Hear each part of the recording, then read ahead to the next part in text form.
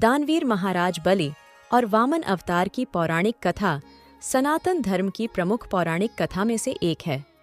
भक्त प्रहलाद के पोते और राजा विरोचन के पुत्र थे महाराज बलि। राजा विरोचन की पत्नी सुरोचना ने महाराज बलि को जन्म दिया था। विरोचन के बाद महाराज बलि ही दैत्यों के अधिपति हुए और उन्हें दैत्यराज बलि भी कहते हैं। एक बार की बात है, तब समुद्र मंथन के बाद देवगण बहुत शक्तिशाली हो गए थे। तब देवासुर संग्राम हुए। उस संग्राम में देवताओं द्वारा महाराज बलि और उनकी दैत्यों और असुरों वाली सेना का भी नाश हो गया। उस युद्ध में इंद्र के वज्र द्वारा बलि की मृत्यु निश्चित हो गई थी। तब शुक्राचार्य, जो कि दैत्य गुरु थे, उन्होंने अपनी संजीवनी विद्या के द्वारा महाराज बलि के प्राण बचाए।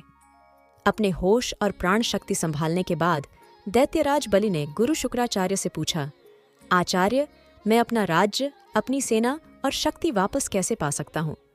तब इसके उत्तर में आचार्य ने कहा, हे पुत्र, तुम महाभिषेक विश्वजीत यज्ञ करो। इससे तुम्हें तुम्हारा हारा हुआ राज्य, सेना और शक्ति सभी पुनः प्राप्त हो जाएंगे।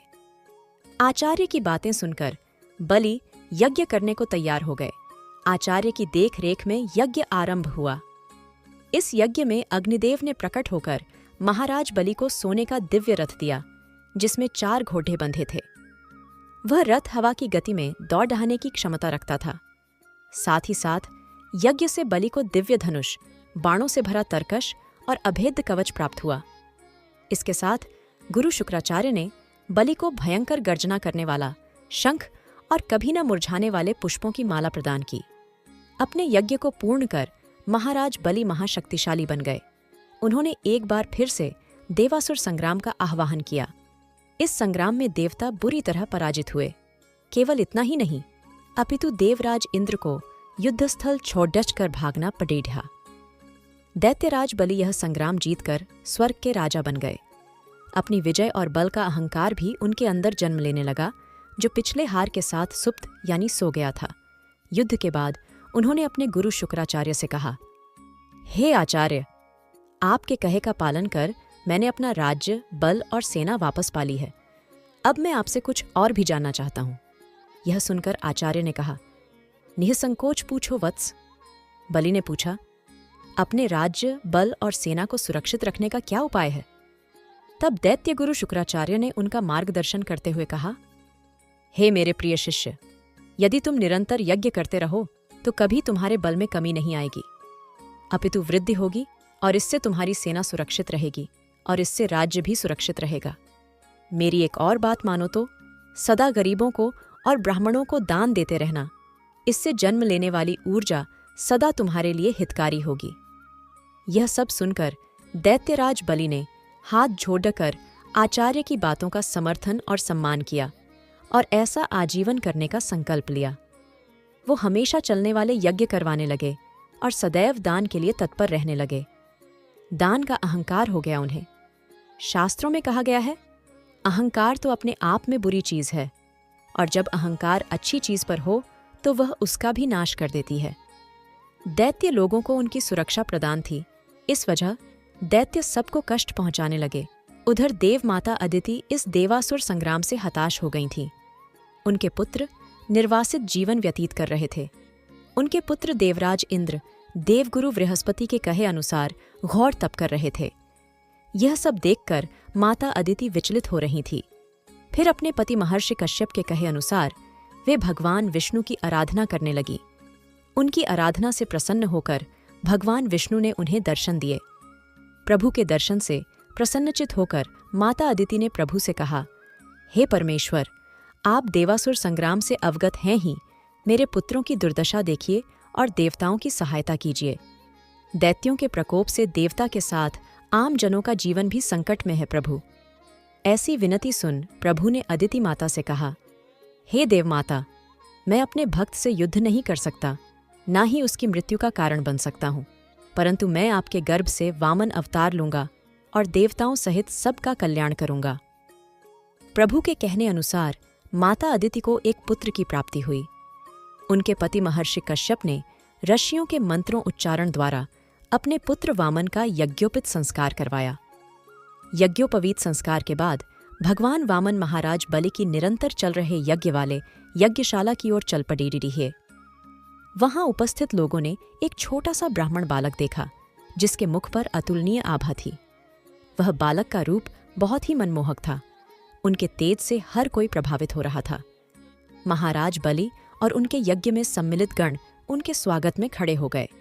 महाराज बलि ने ब्राह्मण रूपी वामन भगवान को शाही आसन पर बैठाकर उनके पैर धोए, फिर चरण स्पर्श कर प्रणाम किया। दैत्यराज बलि ने ब्राह्मण बालक रूपी भगवान वामन से कहा, भगवन, आपके आने से मैं धन्य हुआ।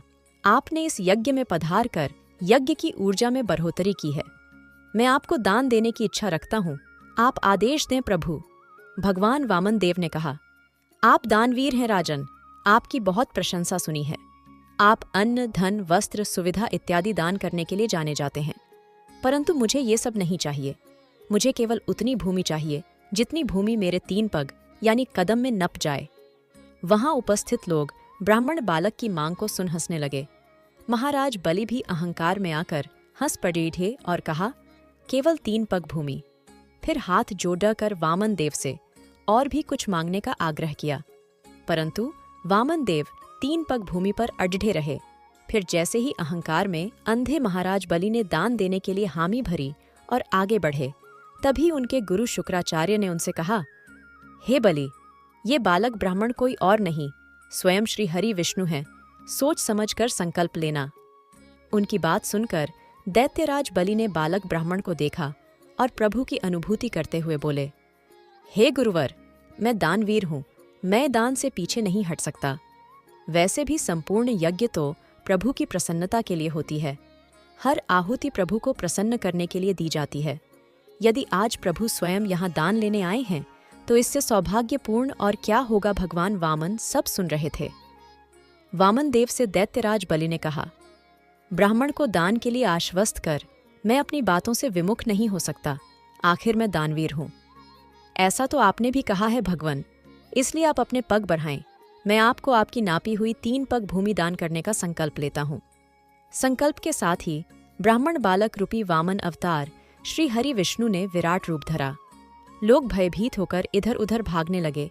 यज्ञ में सम्मिलित जन हो या यज्ञ दृष्टा या फिर पशु, सभी भागने लगे। प्रभु ने एक पग में धरती और दूसरे पग में आकाश को नाप दिया और फिर तीसरे पग के लिए अपने पैर उठाए और बलि की ओर देखा।